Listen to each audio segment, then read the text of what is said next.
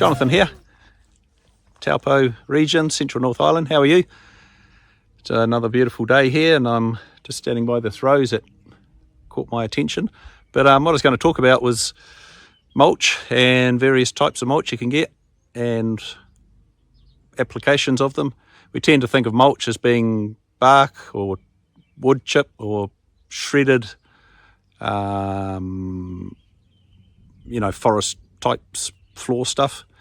But there's lots of other things that are mulches. We just don't think of them as being a mulch. There's pebbles, white chip, shell, scoria, any sort of rock, and they all work similar ways but different.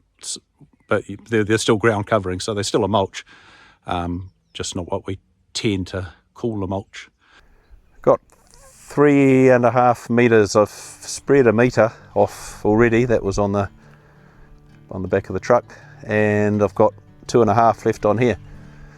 So this is called forest floor mix. So I get it from Central Landscapes. So I got this from the Drury Yard, which is the bottom end of Auckland. I quite like this mulch. It's pine, obviously.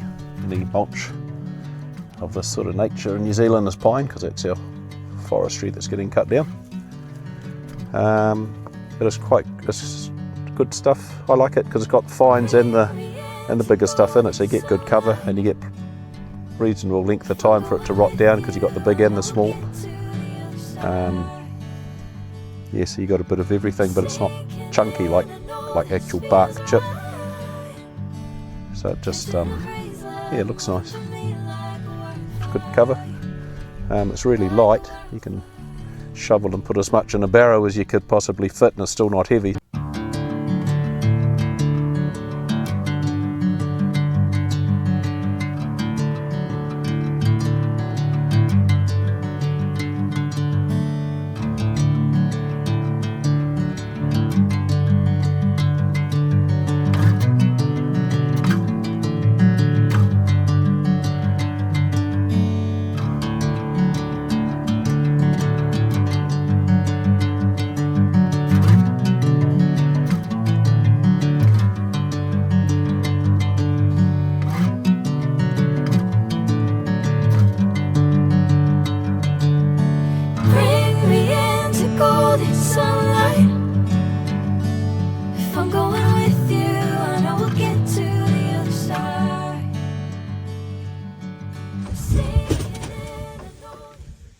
It's also a good idea to do your mulch before summer arrives, before the heat gets here, because the idea is to insulate the ground, help stop a few weeds coming out. So you've got a bit of weed suppression, and you're keeping any moisture in and shading roots. So you really want to do that before the sun turns up and gets hot, which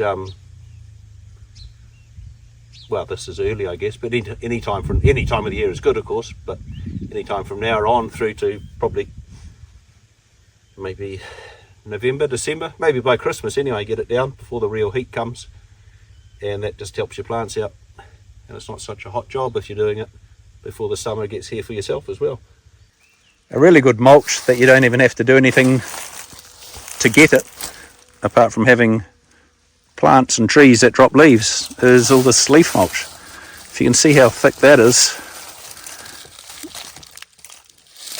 it's just falling off all these plants all on its own, so that's all going to rot down and make good soil and go into the ground.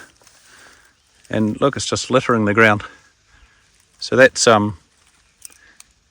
good for the ground, that is. So that's a leaf mulch, I guess, which is, I haven't done anything and it's just fallen. I didn't even have to get a blower or a leaf rake or anything. So that's a good mulch. So if it falls on a path around your house or somewhere where you don't want it, pick it up or sweep it or blow it and just get it onto a garden one way or another.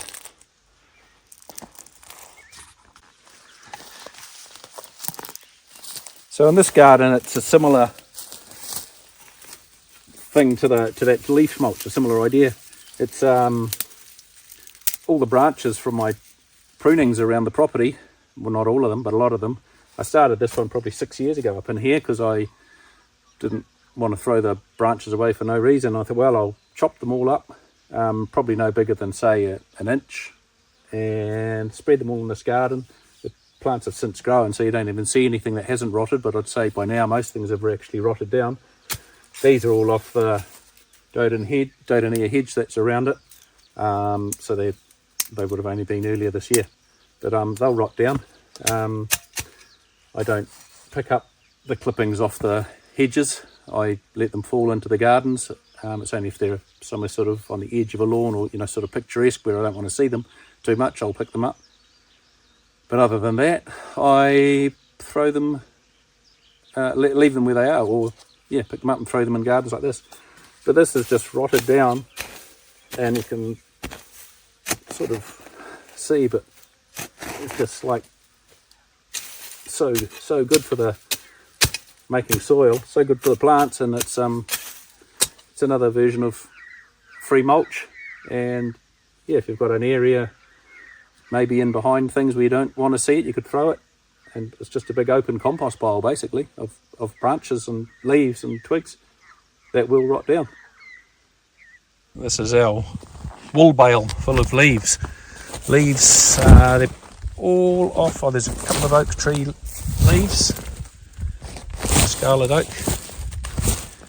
Oh, well, it's more than a couple of leaves, but there's scarlet oak leaves, and the rest are all off the ornamental cherry trees. So when they were all falling back in about probably May, I guess, somewhere in there towards the end of May, I think, we break them into piles, or break them closer together and pick them all up. We suck them up actually with the blower, but put on the vacuum operation of it, so it kind of shreds them as it comes through into the bag. You can run them over with the lawnmower as well. You don't have to do anything, but if they're chopped up, they will rot down and come into being what's called leaf mould. A lot easier. It still takes a year or so, but that is like liquid. Well, it's not liquid. I was going to say it's like liquid gold. That is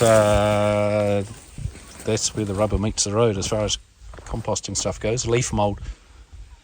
Basically shredded up deciduous leaves and just put into some sort of a container. I was actually meaning to move these and just put them more of an open sort of a netting sort of a container, but even like that they'll be fine.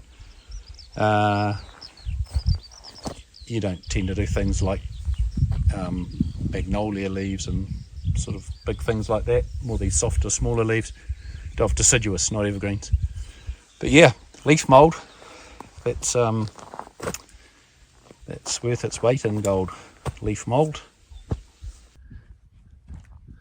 So if you've got leaves that fall over autumn and you get a bit frustrated with the mess on the path or the drive or wherever they may be falling, just remember you can pick them up, break them up. They don't fall for very long, and you could put them on the garden. You can make leaf mould, you can put them straight on the garden. If you've got branches and things that need trimming and they're not huge, you know, they're not too thick, chop them up and make mulch like that stuff up in the garden, or I just let it rot down like a natural compost pile. Sometimes you want a cleaner look at maybe, you know, maybe right around your sort of patio where you're sitting, or by the house where you don't want birds and things flicking it up and blowing it around. So the other thing you can use is various aggregates, river stones, white chip, scoria, shell. This is not really a mulch here because it's not around any plants. We've got 1, 2, 3 ilex, so you'd hardly say I'm mulching those.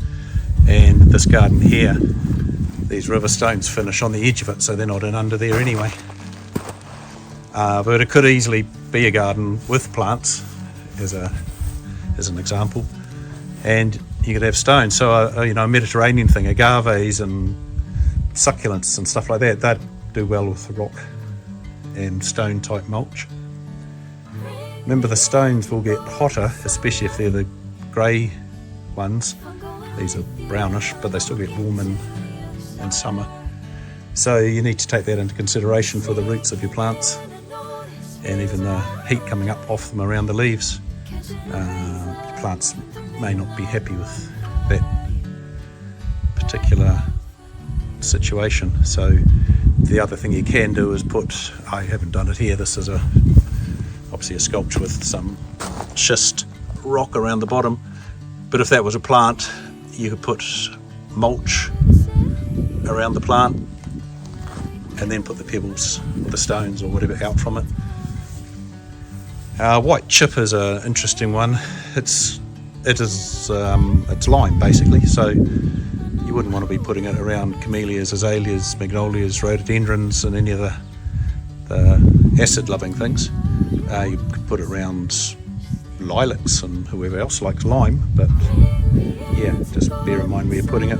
Also, if you're putting it on the southern side of the house where it doesn't get a lot of light, a lot of sun, it can go a bit green. It gets a bit of algae growing on it, a bit mossy, and which isn't sort of the look you want when you're trying to do a nice white chip. So yeah, white chip can be an interesting sort of one to deal with. It's also the same with shell. It